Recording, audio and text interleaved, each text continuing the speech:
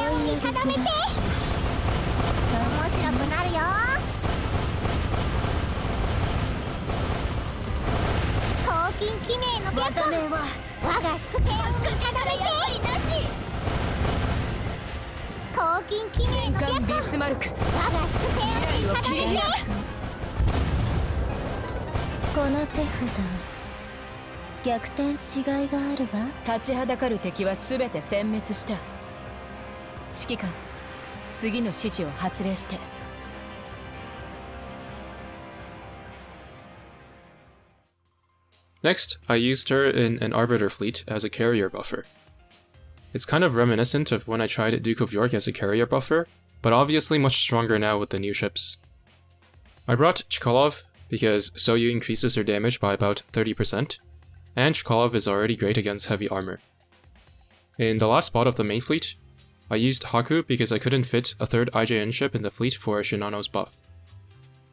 Haku is using a pancake in her fighter slot just to help the carriers stay concealed. Using a torpedo bomber over the pancake, the carriers get revealed from the 2nd airstrike onward, so it makes quite a big difference at the cost of just a little bit less damage from that one slot. Fleet Tech Reload was also adjusted a bit to help with concealment as much as possible.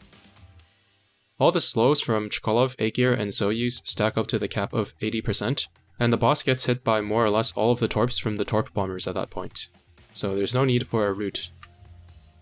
The rest of the fleet is pretty standard.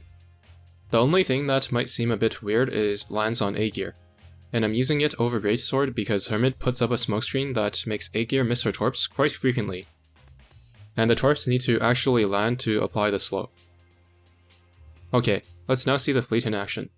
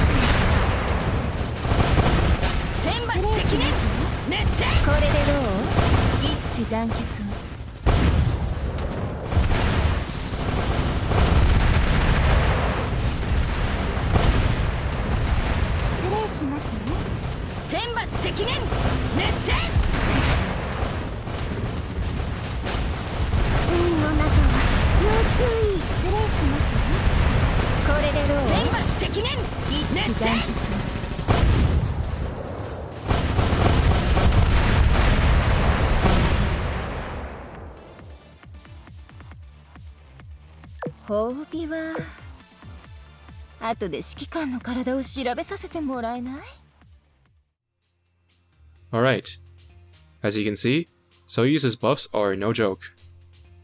I don't really have anything to compare this to directly for now, and it'll take a few days for me to change fleets in Operation Siren, to try out other fleets like Musashi Shinano Haku, Soyuz Shinano Haku, Implacable Shinano Haku, and so on. But just from feeling, I think this fleet works a bit better than Musashi Shinano Haku here. I don't know if I'll be able to do a head-to-head comparison between all the fleets because of all the variables that need to be accounted for, such as the Vanguard not being able to survive until the end consistently, carriers being spotted randomly, different main fleet comps requiring different Vanguards, and so on. On top of that, the results would be specific to this specific boss anyway. I'll take some time to consider what I can do instead that would make more sense. Anyways, that's it for this video. Hope you enjoyed and see you in the next one.